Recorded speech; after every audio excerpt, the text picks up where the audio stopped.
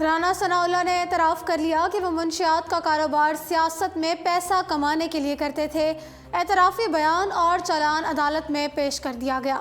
1990 سے سیاست میں باقاعدہ انٹری مارنے والے رانا ثناءاللہ خان نے اعتراف کر لیا ہے کہ انہوں نے سیاست میں نام بنانے کے لیے منشیات کا کاروبار شروع کیا تھا۔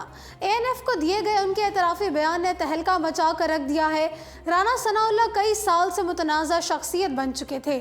قتل، قبضہ اور اغوا کے علاوہ کالعدم تنظیموں کے ساتھ ان کے تعلقات کی وجہ سے ان پر کڑی تنقید کی جاتی تھی، جبکہ ماڈل ٹاؤن سانحہ میں ان پر 14 بے گناہوں کے لوگوں کے قتل اور 90 سے زائد زخمیوں کی FIR بھی کٹی ہوئی تھی۔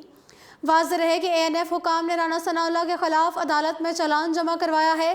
اینٹی نارکوٹکس ڈپارٹمنٹ نے تفتیش میں نون لیگی رہنما کو قصوروار قرار دے دیا ہے۔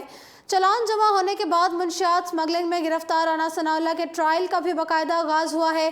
ANF کی جانب سے جمع کرایا گیا چالان 200 صفحات پر مشتمل ہے، جس کے بعد منشیات سمگلنگ کیس میں گرفتار رانا ثناءاللہ کے ٹرائل کا باقاعدہ آغاز ہو گیا ہے۔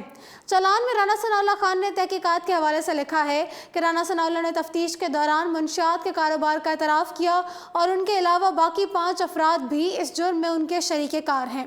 چالان کے متن کے مطابق رانا ثناءاللہ نے کہا ہے کہ سیاست میں پیسے کی ضرورت ہوتی ہے، اس لیے پچھلے چند سالوں سے اس کاروبار سے جڑا ہوا ہوں۔ ANF نے چالان میں لکھا کہ رانا ثناءاللہ نے بتایا کہ فیصل آباد میں مقامی افغانیوں سے منشیات لے کر منشیات کا کاروبار کرنے والوں کو اسمگل کرتا تھا۔ اس ڈرگ کو بیرون ملک اسمگل کیا جاتا تھا۔ خیال رہے کہ رانا ثناءاللہ منشیات اسمگلنگ کیس میں ANF کی تحویل میں ہے۔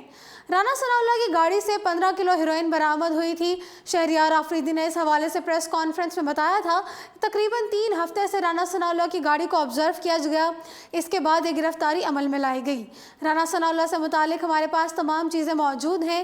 ان کا کہنا تھا کہ اب کوئی نہیں بچے گا، ہمیں بڑے بڑوں پر ہاتھ ڈالنا ہے۔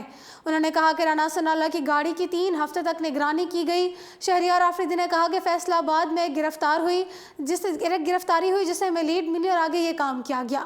یہ ہیروئن یہاں سے لاہور اور وہاں سے انٹرنیشنل مارکیٹ میں جانا تھی۔ جی ناظرین، فی الحال اردو پوائنٹ اسٹوڈیو سے اتنا ہی۔